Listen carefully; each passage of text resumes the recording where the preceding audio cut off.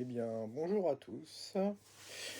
Donc, petite nouveauté, contrairement à ce que je vous avais dit et ce que j'avais acheté, puisque à la base, j'avais acheté un filtre externe ProEheim, un Pro 5 600T. Après l'avoir déballé, je pensais retrouver la qualité Eheim, mais pour ce filtre, c'était pas le cas. Je trouvais que les plastiques ne reflétaient pas la qualité de ce que j'ai connu chez Eheim. La partie chauffage m'a déplu, donc c'était une résistance qui ressemblait à une résistance de friteuse qui était mis dans le fond du bac. La partie réglage du chauffage, elle était totalement indépendante et n'était pas connectable en Wi-Fi, ce que j'ai trouvé vraiment dommage. La seule chose qui était assez intéressante, c'était le fait que l'on puisse connecter le filtre et le régler à distance. Mais bon, une fois que le réglage a été fait, que le débit a été fait, on n'a plus vraiment besoin de cette fonctionnalité-là. Et je trouvais qu'il y avait un manque insuffisant de volume de filtration. Donc c'est pas le débit de la pompe qui me posait problème, c'était le nombre de bacs qu'il y avait dans lesquels on pouvait aller mettre du média. Je trouvais que pour ce type de filtre, c'était vraiment insuffisant.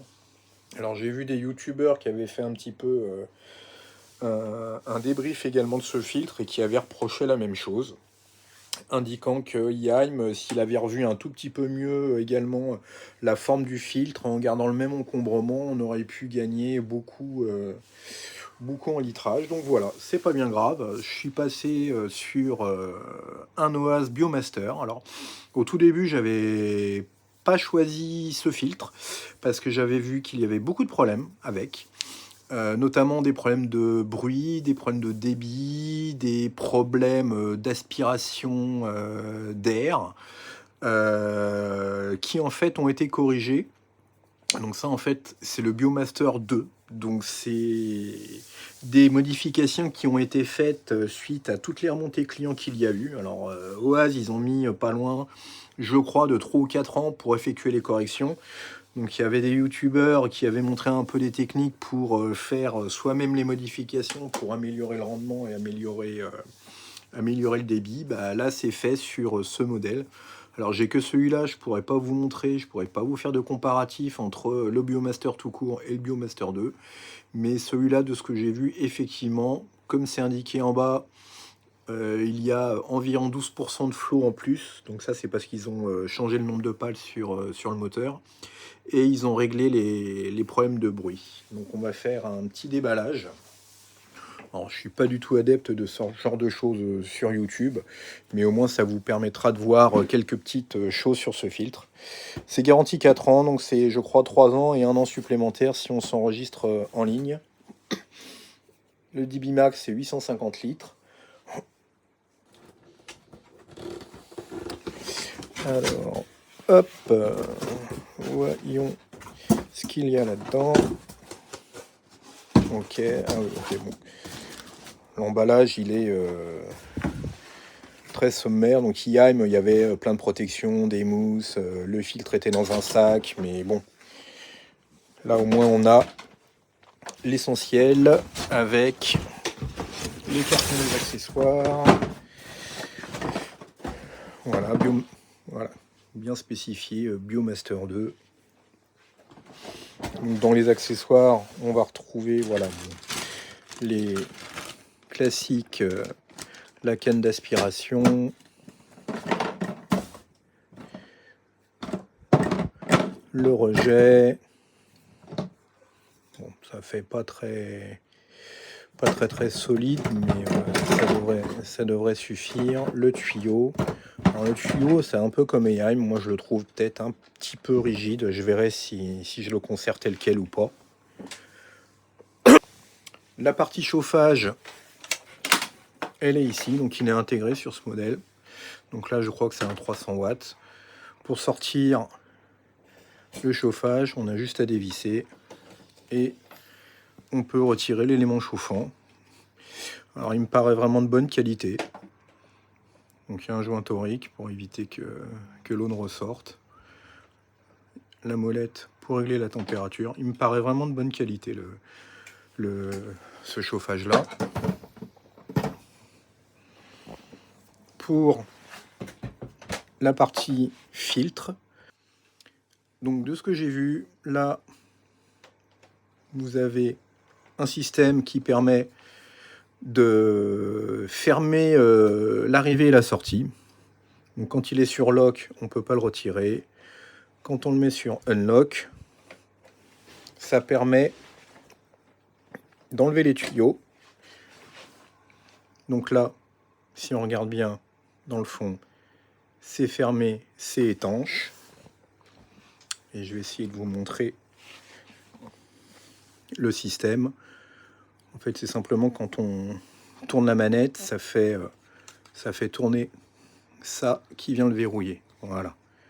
Là, si on regarde à l'intérieur, voilà. Là, à présent, c'est ouvert. Et si on le tourne de l'autre côté et qu'on regarde à présent, c'est fermé. Donc, à l'intérieur, j'ai regardé comment c'est fait.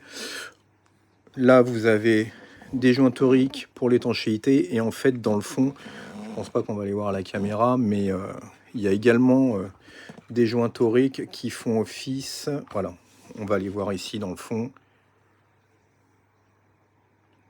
J'arrive à trouver un petit peu de lumière. Voilà. On voit le joint torique qui est dans le fond, qui va se charger de l'étanchéité. Je vais aller chercher une petite lampe. Voilà. Avec une lampe, on verra mieux. Bon, c'est pas dit, mais c'est pas dit qu'on voit mieux. Voilà. On voit que dans le fond, c'est fait avec des joints toriques. Pour la partie pré-filtre, c'est pareil. On tourne la manivelle, c'est unlock, on peut sortir le pré-filtre. À noter, alors je ne sais pas si c'était présent sur le modèle 1, mais à supposer que le filtre soit en place,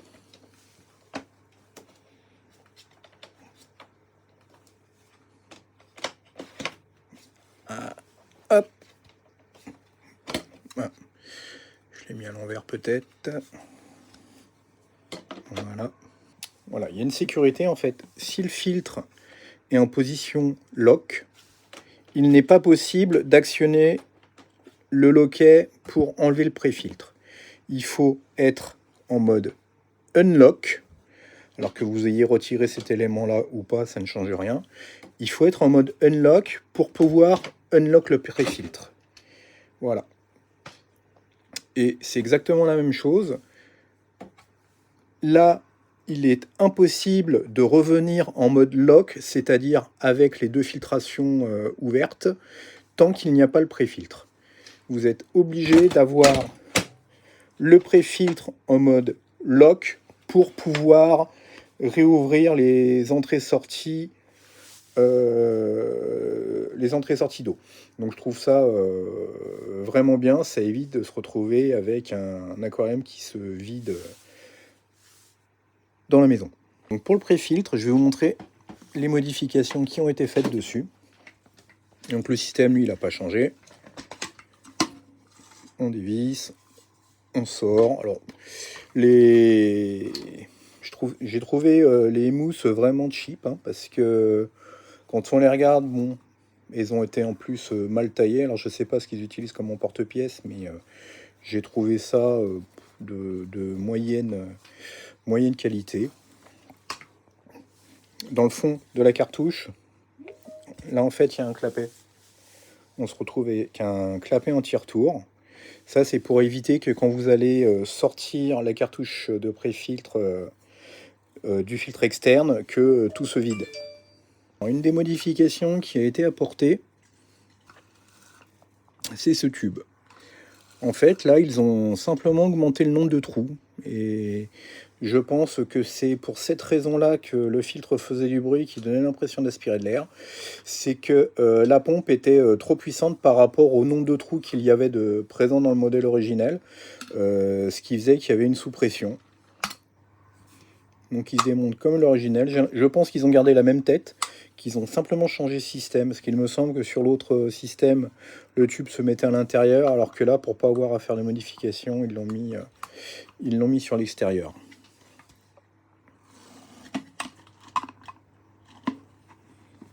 Après, il suffit simplement de tout remettre dedans.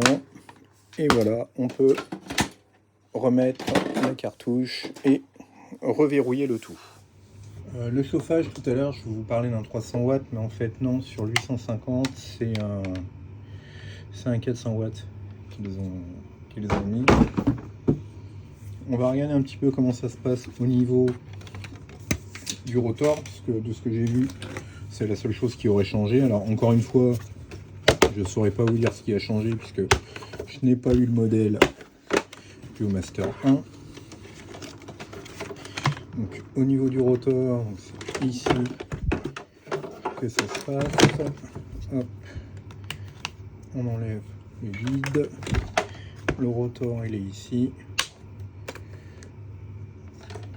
Hop. Ah, c'est pas un axe céramique, c'est un axe acier.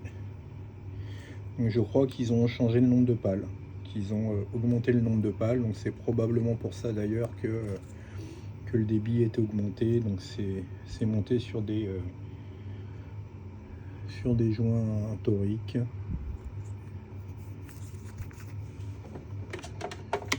C'est quand même de la bonne qualité. Pour le prix, je trouve que c'est vraiment de la bonne qualité. Pour le reste, on va faire très rapidement le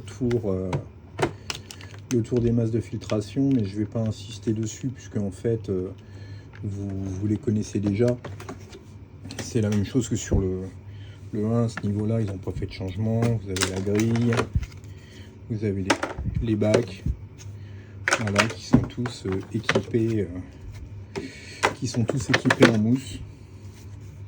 Donc ça, c'est le seul point que je trouve dommage, c'est qu'ils ont mis vraiment beaucoup de mousse de filtration. Et ensuite, on a... C'est pas des bioballes, moi j'ai connu il y a 20 ans les bioballes de chez Dupla qui servaient à faire ça. Là, j'ai pas trop compris l'intérêt. Il faudra que je regarde, parce que normalement, pour moi, ce type de matériau avec ces aspérités-là, c'était comme les bioballes de l'époque, c'était destiné à faire de la culture de bactéries aérobies, donc des bactéries qui vivent avec de l'oxygène. Donc ça, c'était pas totalement immergé dans l'eau. Il y avait ce système-là, la descente qui se faisait via une colonne d'aspiration, et il y avait une pulvérisation, il y avait un espèce de rotor qui tournait, qui venait pulvériser de l'eau dans une décante sur ce matériau-là, qui effectivement était alors en mesure d'héberger des bactéries aérobies. Donc je n'ai pas trop compris l'intérêt de ça, je ne sais pas du tout. Faudrait un biologiste qui puisse regarder après usage le nombre de bactéries et le type de bactéries qui sont dispersées là-dessus, mais bon, moi quoi qu'il en soit, ça je vais les remplacer, ça va pas être ça. Donc il y aura effectivement le pré-filtre qui va rester d'origine. Je pense, on verra plus tard, que dans le fond je vais mettre une autre mousse de pré-filtre avec une densité un petit peu plus importante, et par la suite il va y avoir un support biologique, probablement du Matrix de chez Seagame, et je vais voir également peut-être que je mettrai à la place de mon pain de mousse tout en bas, je mettrai peut-être simplement des nouilles céramiques Seagame ou Mec Pro, quelque chose comme ça, mais ça ce sera pour plus tard. Pour ce qui est des bacs, alors un autre regret, la qualité du plastique. Je la trouve... Alors, les bacs sont bien, hein, ils sont bien faits, mais je trouve que le plastique, il est vraiment pas très résistant. Alors en même temps, il sera pas cassant, parce que justement il est souple, mais bon, j'aurais bien aimé avoir un plastique un tout petit peu plus résistant que ça. Alors pour l'étanchéité, ça s'emboîte parfaitement. Donc je pense que là, il va pas y avoir de mi-passe quand l'eau va circuler.